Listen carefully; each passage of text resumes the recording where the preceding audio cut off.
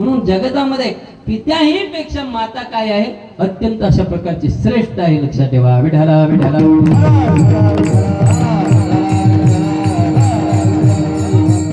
अशा माता या मृत्यूलोकामध्ये होऊन गेल्या की त्यांनी आपल्या मुलाचं काय केलं, हित केलं. हित लक्षात ठेवा.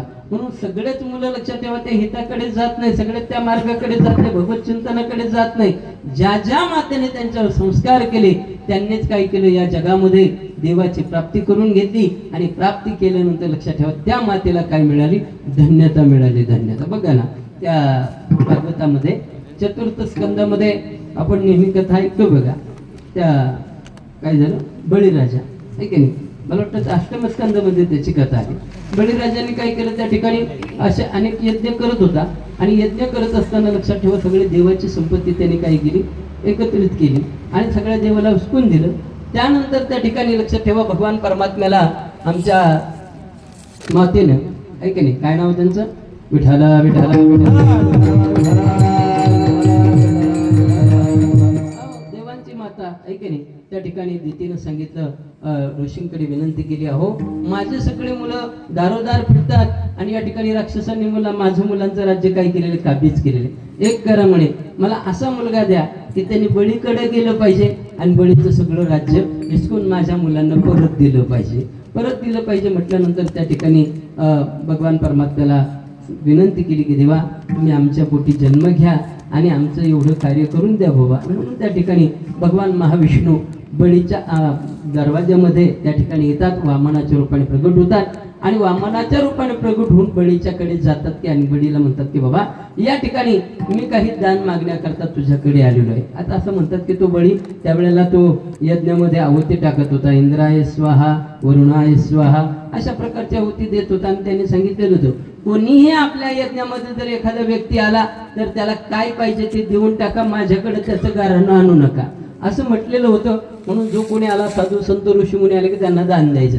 तेवढ्यामध्ये लक्षात ठेवा भगवान महाविष्णू त्या बळीकडे काय करण्याकरता आला, त्या ठिकाणी दान मागण्याकरता आला. तेव्हा द्वारपाळांनी अडवलं. द्वारपाळांनी अडवल्यानंतर द्वारपाळाला सांगितलं बाबा तुम्ही एक करा म्हणे, मध्ये जाऊ नका, इथंच थांबा.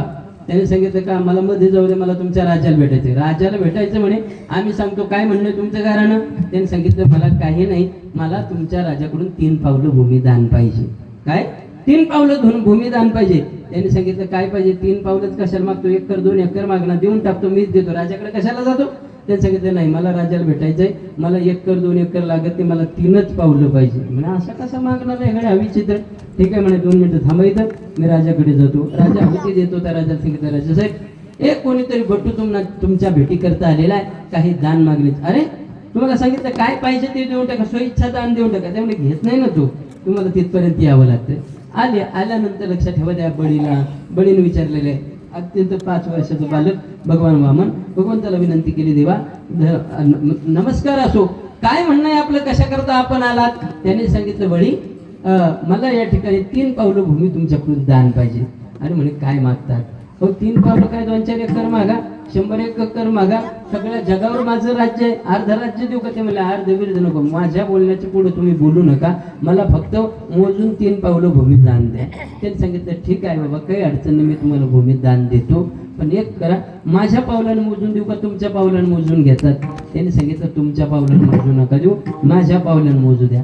भगवान परमात्म्याच्या पायाकडे त्यांनी बघितलं, कोण बळीनं बघितलं, याचे पावलं अगदी ऐक नाही टीचभर, ऐक नाही टीच एवढं अंतर, आणि एवढ्या याच्यामध्ये 3 टीच याला काय जाईल, भूमी जाईल. आणि याचं काही समाधान होईल. असं करा माझा पाय तुमच्यापेक्षा मोठा, म्हणजे लहान माणसाच्या मुलाच्या पायामध्ये आणि माणसाच्या पायामध्ये फरक असतो. आपला पाय भासाडा मोठा आहे की नाही लक्षात ठेवा, आणि लहान मुलाचं पाऊल अगदी छोटं. कितीक जमीन नेणार आहे, मी माझ्या पायाने अजिबात नाही म्हणे, माझ्याच पायाने मी मोजून घेणार आहे. त्यांनी सांगितलं ठीक आहे आणा म्हणे, पण दान देत असताना संकल्पपूर्वक दिले पाहिजे. जोपर्यंत संकल्प पूर्ण होत नाही तोपर्यंत दान पूर्ण होत नाही. बळीराजा परत त्या ठिकाणी ते यज्ञ मंडपामध्ये जी जाहिरी होती, आता तुमच्याकडे होतं ते पाणी वाढायला, आमच्याकडे नाही बरं का, ते इथं आहे चांगलं आहे ते वाढण्याचं, तसंच आणलं त्याने ते. संकल्प सोडण्याकरता. आणल्यानंतर लक्षात ठेवा कोण काय करतंय काय नाही. तिथं त्यांचे गुरु होते शुक्राचार्य महाराज आले आणि शुक्राचार्य महाराजांनी त्या बळीला बघितलं.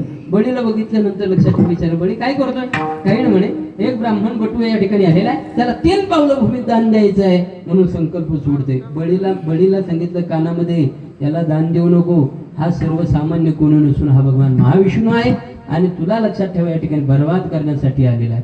त्यांनी सांगितलं अखिल कोटी ब्रह्मांडाचा नायक महाविष्णू माझ्या दरवाजामध्ये येत असेल तुम्ही त्याला दिल्याशिवाय राहणारच नाही. कारण की देव जर माझ्यासमोर हात पसरेल असेल तर माझं याच्यापेक्षा काय परम भाग्य समजू. तेरे द्वार खड़ा भगवान भगत भर दे जो, भगत भर दे जो, द्वार खड़ा भगवान, तेरे द्वार खड़ा भगवान भगत रे भर दे जो, भगत तेरा होगा बड़ा एहसान कि युग युग तेरी रहेगी शान, भगत भर दे जो, भगत भर दे जो, तेरे द्वार खड़ा भगवान भगत भर दे जो, भगत भर दे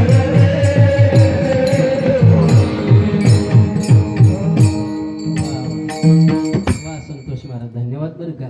तेरी द्वार खडा भगवान भगवत भरदेर झोली. एक नाही तुझ्या दरवाजामध्ये प्रत्यक्ष भगवान विष्णू त्या ठिकाणी उभा आहे, मग त्याची झोळी भरून दे बाबा माझी. एक अशा प्रकारचं भाव त्या ठिकाणी भगवान परमात्म्याने सांगितलं संकल्पपूर्वक दान दे. त्याने ती झारी आणलेली आहे. शुक्राचार्य म्हणतात त्याला दान देऊ नका, हा भगवान आहे. त्याने सांगितलं भगवान जर असेल तर मी जरूर देणार. ठीक आहे तेरे द्वार खडो भगवान आणि मी या ठिकाणी देणार म्हटल्यानंतर शुक्राचार्यांना त्याची दया आहे. माझा शिष्य बर्बाद होईल म्हणून सूक्ष्म रूप धारण केलं आणि त्या झारीमध्ये जाऊन बसले. म्हणजे पाणीच गळून देत नाही, पाणीच नाही गळलं तर संकल्प पूर्ण होणार नाही आणि दान जाणार नाही. म्हणून सूक्ष्म रूप धारण केलं, झारीमध्ये बसले आणि भगवान चतुरातो शिरोमणी त्याने सांगितलं बळी तू पाणी होतं पण पाणी पडत नाही बाबा, काहीतरी त्याच्यामध्ये अडकलंय. अडकलं काय. शुक्राचार्य असं डोळ्यानं पाहत होती, असं डोळा लावला त्या झारीच्या त्या नळकंड्याला आणि त्यातून पाहायला लागले आता कसा टाकतो म्हणे. भगवंतांनी सांगितलं बळी एक काडी घेतली तर दर्भ पडलेला होता, कडक काडी ती दर्भाची घेतली आणि त्या पुंगडीमध्ये त्या नळीमध्ये अशी खोसली. खोसल्याबरोबर लक्षात ठेवा त्या बळीच्या जे गुरु होते शुक्राचार्याच्या डोळ्यामध्ये गेली आणि लक्षात ठेवा डोळा काय झाला त्यांचा फुटला. आडाला म्हणून थोडी येला डोळा बहिणी आंधळा सुटकेला, बहिणी आंधळा सुटकेला,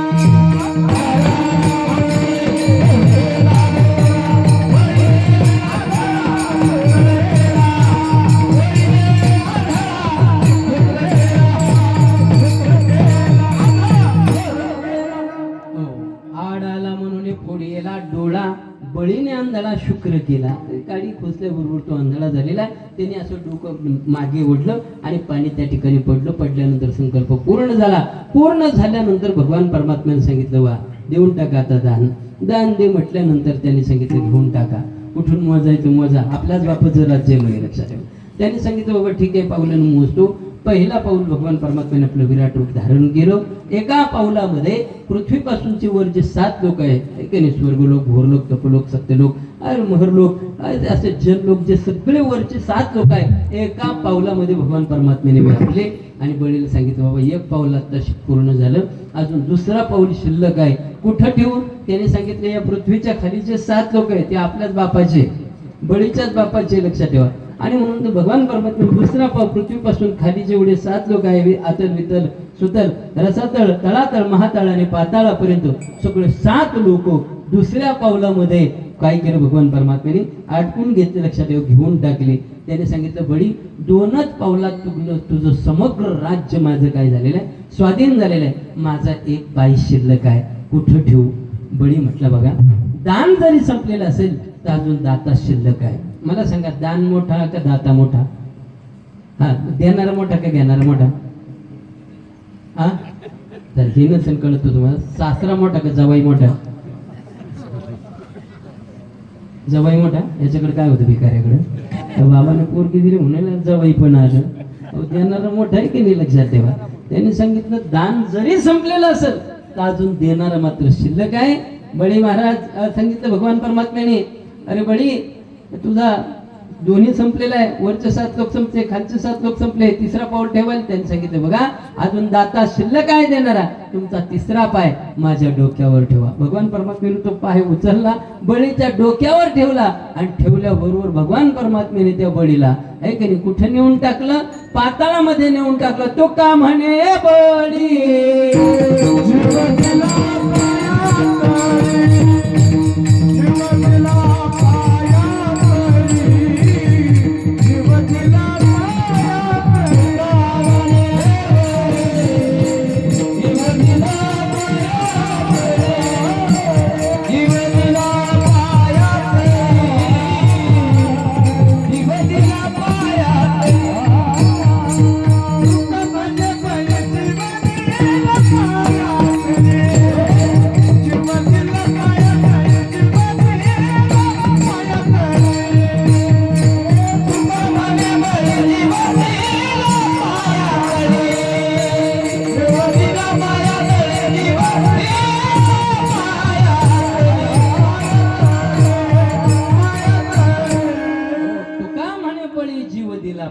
तिसरा पाऊल ठेवलं बरोबर त्याला पाताळामध्ये नेऊन टाकल्यानंतर महाराज त्या ठिकाणी त्या बळीराजाची आई होती ती समोर आली आणि समोर आल्यानंतर त्या आईला इतका आनंद झाला. आनंदाच्या भरामध्ये ती सांगते अरे वा काय माझं परम भाग्य आहे, काय माझं परम भाग्य आहे. असं म्हणतात की ज्या वेळेला बळीराजाचे वडील विरोचन राजा वारले, विरोचन राजा वारल्यानंतर हा बळीचा गर्भ त्याच्या आईच्या पोटामध्ये होता. सगळे लोक म्हणत होते बळीराजा वारला तुम्ही त्यांच्याबरोबर सती जा. पण त्या वेळेला बळीराजाची पत्नी या बळीराजाची लक्षात ठेवा आई सती गेली नाही. विरोचन राजाची पत्नी कशा करता तिच्या पोटामध्ये याचा गर्भ होता आणि महाराज तिला आज आनंद झाला आणि आनंदाच्या भरामध्ये मी सांगते लक्षात ठेवा भले हुई सती नहीं गई विरोचन के साथ, भले हुई सती नहीं गई विरोचन के साथ, ऐसा पुत्र पैदा किया कि प्रभु पसारे हाथ, ऐसा पुत्र पैदा किया की प्रभू पसारे हात. देवाने सुद्धा ज्याच्या समोर हात पसरावं ती माता काय सामान्य असेल का? आशेची माता आहे. धन्य माता पिता